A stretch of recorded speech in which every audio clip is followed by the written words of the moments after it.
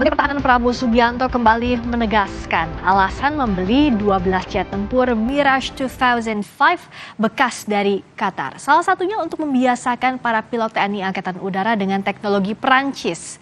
Mirage 2005 adalah jet tempur canggih produksi Dassault Aviation Perancis. Mirage 2005 yang dibeli Indonesia dioperasikan Qatar sejak tahun 1997 atau telah 26 tahun. Jet tempur ini memiliki kecepatan 2.333 km per jam dengan jangkauan 1.110 km. Prabowo Subianto menyatakan Mirage 2005 yang dibeli dari Qatar jam terbangnya masih 30% sehingga masih bisa dipakai 15 hingga 20 tahun. Lalu apa pertimbangan Kementerian Pertahanan harus membeli jet tempur bekas? Amankah? Kita akan bahas usai tayangan berikut ini. Dan penyiraman air kembang oleh Menteri Pertahanan Prabowo Subianto mengakui banyak yang mencibir terkait keputusan pembelian 12 jet tempur bekas Angkatan Udara Qatar, Mirage 2005. Prabowo menyebut Mirage 2005 dibeli dari Qatar karena usia pakainya masih panjang, yaitu sekitar 15 tahun. Prabowo mengatakan pembelian ini perlu dilakukan karena jet tempur Rafale baru akan tiba pada tahun 2026. Diketahui Mirage 2005 dan Rafale berasal dari pabrikan yang sama. Dan juga kebetulan memang banyak yang seolah miner ya, yang seolah mau ya mungkin mau macam-macam yang menilai bahwa diomongin pesawat bekas ya memang sering terpaksa kita beli pesawat yang tidak baru, tapi sebetulnya jam terbangnya masih lama. Jadi Mirage 2005 ini mungkin masih punya usia pakai ya kira-kira 15 tahun lagi. Karena baru dipakai kurang lebih 30% flying hours yang bisa dipakai. Dan sekarang ya banyak negara sedang rebutan di mana-mana karena ketegangan meningkat di mana-mana. Anggota Komisi 1 DPR RI, Dev Laksono menilai pembelian Mirage 2005 bekas senilai 11,8 triliun rupiah terlampau mahal. Selain itu, Mirage 2005 tipenya berbeda dengan pesawat tempur yang sejauh ini dipakai di Indonesia. Hanya saja yang menjadi pertanyaan, mengapa memilih pesawat bekas dengan harga yang sangat tinggi, karena jenisnya itu kan tipenya beda ya dengan tipe yang ada di yang sekarang. Kita kan sekarang banyak kan F-16 atau Sukhoi. Bila pengadaannya jenis yang sama, itu lebih memudahkan ground service-nya, ground crew-nya, air crew-nya, maintenance, training, segala macamnya itu sudah ada, tinggal ditambah, ataupun juga diperkuat. Nah, kalau kita menambah jenis baru, berarti kan ini harus ada penambahan berbagai macam hal.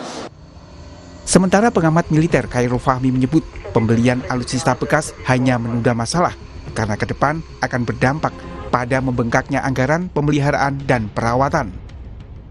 Jadi walaupun pesawat-pesawat itu sudah cukup lanjut usianya, ya Kementerian Pertahanan kayaknya tetap ngotot merealisasikan ya dengan asumsi hanya akan digunakan sebagai transisi sebelum komitmen pembelian baru benar-benar terrealisasi. Ini yang menurut saya hanya memindah masalah gitu ya. Selain soal efektivitas dan efisiensi, keterbatasan anggaran juga akan berdampak pada upaya pemeliharaan, perawatan maupun kesiapan tempur ya, baik Mirage itu sendiri maupun pesawat-pesawat lainnya. Jet tempur Mirage 2005 yang dibeli Indonesia diproduksi tahun 1994 dan beroperasi di Qatar sejak tahun 1997. Artinya, jet tempur ini telah berusia 26 tahun. Anggaran untuk pembelian jet tempur bekas ini 733 juta euro atau senilai 11,8 triliun rupiah. Mirage 2000 adalah jet tempur produksi Dassault Perancis, pertama kali dioperasikan pada tahun 1986. Mirage 2000 memiliki kecepatan 2.333 km per jam dan dilengkapi berbagai persenjataan canggih. Saat ini TNI Angkatan Udara mengandalkan pesawat tempur Sukhoi Su-27MK serta Su-30MK. Selain itu ada F-16 yang usianya di atas 30 tahun meskipun telah menjalani peremajaan. Tim Liputan, Kompas TV. Kementerian Pertahanan harus membeli 12 jet tempur bekas dari Qatar. Apa risiko membeli alutsista bekas dan kenapa ini jadi pilihan? Kita akan berbincang dengan juru bicara Prabowo Subianto, Daniel Anzar Simanjuntak, serta pengamat militer Hairul Fahmi. Selamat malam Bapak-Bapak. Selamat malam Mbak Priska. Selamat Fahmi, Assalamualaikum. Selamat malam, Waalaikumsalam warahmatullahi wabarakatuh. Saya ke Bung Daniel dulu. Pak Prabowo Subianto kan kembali menekankan soal ada pihak yang mencibir soal pembelian jet tempur bekas Mirage dari Qatar ini. Jadi sejauh ini apa yang membuat Pak Prabowo tetap yakin dengan pilihannya? Pertama yang harus saya jelaskan adalah Mbak, ada ketidakpastian geopolitik dan geostrategis.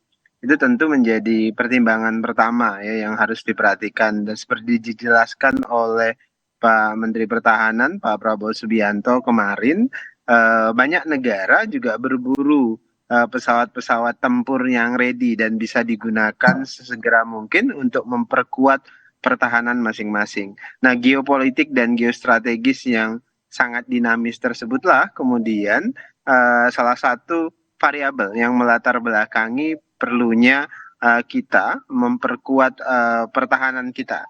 Kemudian yang kedua yang harus juga menjadi atensi publik adalah sebagian besar pesawat tempur kita sudah relatif tua dan kemudian sekarang masuk masa perbaikan atau reimbursement. Nah, proses itu membutuhkan waktu pastinya. Di sisi lain kita juga sudah memesan pesawat tempur baru yaitu Rafale Dassault dari Dassault Aviation Prancis, dan itu membutuhkan waktu kurang lebih 5 tahun ke depan.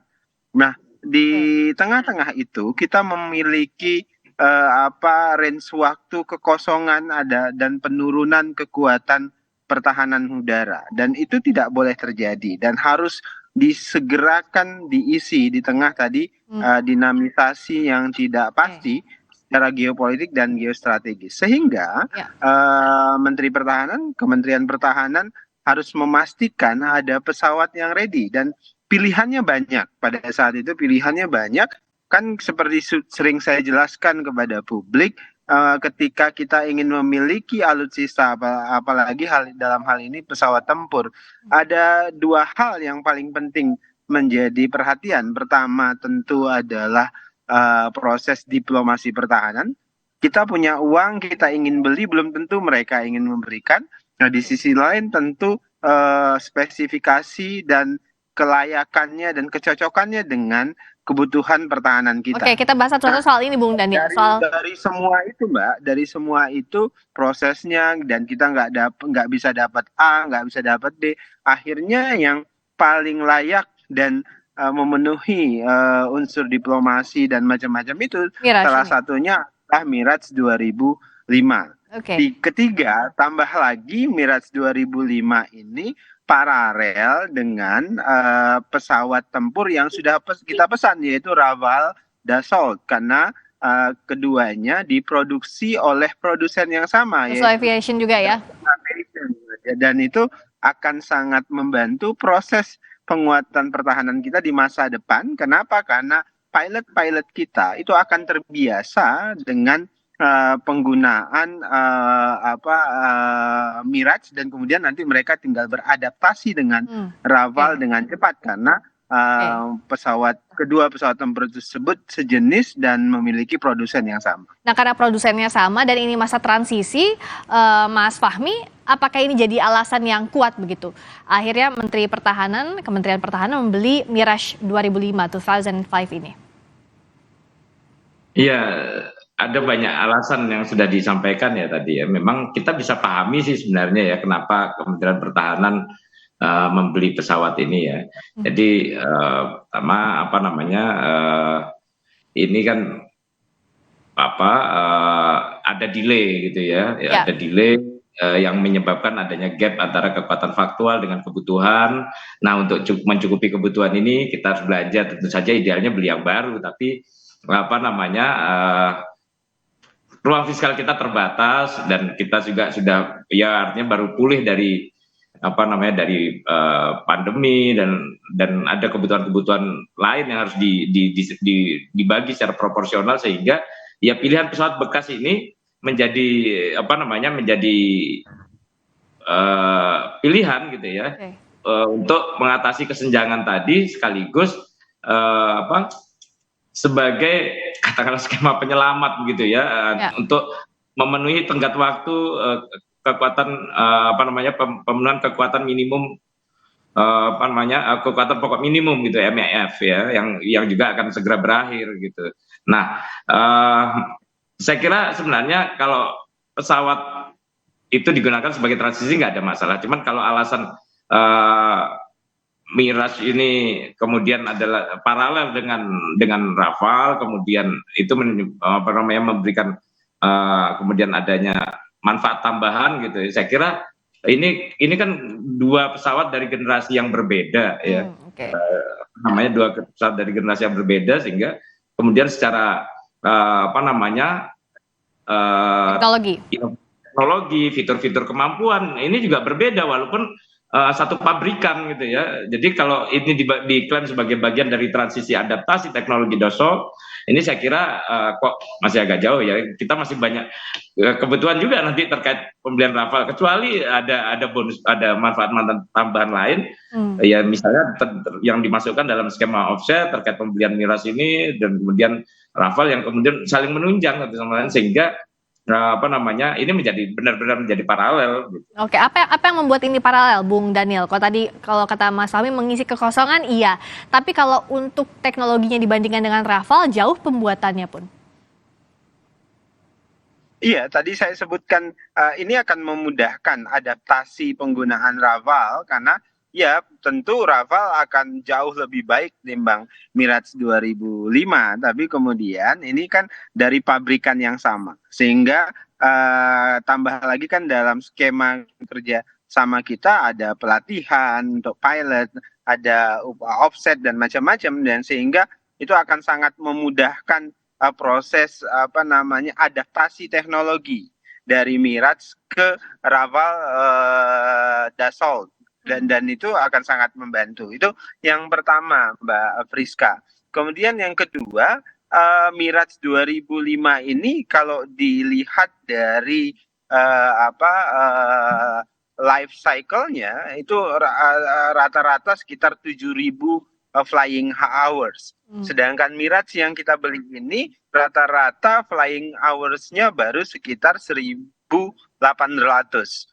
Itulah yang kemudian kemarin disebut Menteri Pertahanan Pak Prabowo, Mirage ini masih bisa kita gunakan dan sangat layak digunakan sampai dengan 15 tahun ke depan. Nah, artinya apa? Dia akan sangat membantu membackup kekosongan, sebutlah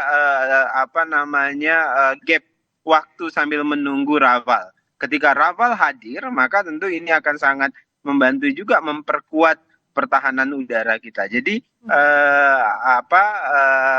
pesawat-pesawat yang lain yang sudah tua tentu nanti akan tidak digunakan lagi begitu. Life cycle-nya masih 15 sampai 20 tahun, Mas Fahmi. Anda melihat ini bisa memperkuat atau apa yang jadi catatan? Kalau pesawat 26 tahun lalu ini meskipun tadi dikatakan life cycle-nya masih lama, masih 30% juga dipakai sebelumnya. Ya, memang sejak awal banyak pertanyaan ya menyangkut aspek kapabilitas dan efektivitas dari jet tempur Mirage 2005 ini ya. Tapi ya tadi ini pilihan yang apa namanya yang harus dipahami juga gitu ya, karena ada apa namanya ada kebutuhan yang harus dipenuhi, sementara kita punya keterbatasan termasuk waktunya sangat singkat untuk bisa segera apa namanya menghadirkan kekuatan yang cukup untuk memperkuat pertahanan kita. Ini masalahnya. Tapi itu tadi apa namanya ini saya kira tinggal memperjelas saja, dan ya tentunya pihak pemerintah tentu juga harus waspada terkait dengan masa pakai ini ya, lifetime tadi, life cycle tadi, supaya juga tidak ada resiko ya bagi keamanan dan keselamatan. Jadi ini saya kira kekhawatiran itu bukan dalam rangka kemudian menuding pemerintah gegabah dalam pembelian ini, tidak, tapi ini kita dalam rangka mengingatkan supaya, karena kita sudah punya banyak pengalaman alutsista tua yang kemudian menjadi berujung musibah dan merugikan ya bagi kekuatan pertahanan kita, prajurit kehilangan nyawa dan lain sebagainya ya gitu, sehingga kekhawatiran itu dimunculkan untuk menjadi pengingat ya bahwa kita harus memperhatikan pemeliharaan dan keselamatannya. Oke, kalau di Qatar mungkin 1.800 jam terbang gitu ya, negara kecil. Nah, besok ini kita negara kepulauan yang sangat luas, dari timur ke barat, dari utara ke selatan begitu. Sehingga ini perlu diperhatikan dengan baik aspek-aspek setelah kita gunakan ya, baik pemeliharaan, perawatan dan penggunaan yang aman gitu. Gimana Bung Daniel untuk menjamin itu, pemeliharaannya, penggunaannya agar aman ke depan? Ya, kritik Mas Fahmi tadi betul. Jadi itu menjadi perhatian Kementerian Pertahanan dan TNI, terutama dalam hal ini tentu TNI Angkatan Udara. Nah, yang jelas semua kekhawatiran itu tentu dimitigasi oleh Kementerian Pertahanan dan TNI Angkatan Udara. Pilihan-pilihannya kan tadi saya sebutkan, kita dihamparkan dengan pilihan-pilihan yang tidak mudah. Tadi kita harus menutup gap, kekosongan kekuatan atau pengurangan kekuatan, sebutlah begitu, supaya kemudian tidak jadi pengurangan kekuatan, maka kemudian kita harus mencari pesawat yang ready dan bisa digunakan sesegera mungkin. Karena perlu dipahami Mbak Priska, satu pesawat baru itu ketika kita tanda tangan kontrak, kemudian kita sepakati beli, itu membutuhkan waktu lebih dari 5 tahun untuk kemudian hadir ke Indonesia. Jadi sementara itu pesawat-pesawat yang lain harus diperbaiki juga, kemudian sudah tua, maka kita harus mencari pesawat yang ready, gitu. Dan pesawat yang ready itu kan tidak mudah. Nah, akhirnya salah satu pilihan yang tersedia layak untuk kita ya itu tadi Mirage 2005. Dan kalau Mas Fahmi, singkat saja terakhir, apa yang harus jadi catatan pemerintah dalam hal ini Kementerian Pertahanan pasca pembelian Mirage 2005? Iya, memang ya kita harus tetap mengingatkan bahwa selalu ada resiko ya kalau membeli alutsista bekas ini ya, misalnya terkait resiko keselamatan tadi. Selain itu juga kita juga karena lifetime yang lebih singkat, tentu beban kerjanya juga harus diperhatikan dengan baik gitu ya. Jadi saya kira sekarang yang penting, meskipun pemenuhan kebutuhan terhadap jet tempur ini mendesak ya, kita harus tetap memperhatikan ya soal beban operasional, pemeliharaan dan keselamatan pengguna ini. Nah, jangan sampai upaya kita untuk mempertahankan kekuatan ya itu lalu berpotensi mengorbankan keselamatan prajurit. Itu yang saya kira perlu diperhatikan betul oleh pemerintah. Dan kita sudah siap ya Bung Daniel untuk ini? Tentu, semuanya itu diperhatikan sedetail mungkin. Tentu kan kajian-kajian untuk mempersiapkan dan memutuskan untuk memberi Mirage 2005 ini dilakukan secara intensif. Dan tadi saya sebutkan mitigasi kritik-kritik dari masyarakat atau dari publik itu sejak awal sudah dipersiapkan oleh Kementerian Pertahanan dan Angkatan Udara kita. Nah, mitigasinya harus disiapkan dengan matang setelah pembelian ini. Terima kasih Bung Daniel, juru bicara Menteri Pertahanan Prabowo Subianto, Daniel Anzar Simanjuntak, dan pengamat militer Khairul Fahmi. Selamat malam Bung Daniel, Mas Fahmi. Selamat malam, Assalamualaikum. Waalaikumsalam warahmatullahi wabarakatuh. Berikutnya, saudara, kami kembali dengan sorotan Pusat Pelaporan dan Analisis Transaksi Keuangan PPATK memblokir 256 rekening diduga milik pemimpin Pondok Pesantren Al Zaitun Panji Gumilang. Bagaimana praktiknya? Selengkapnya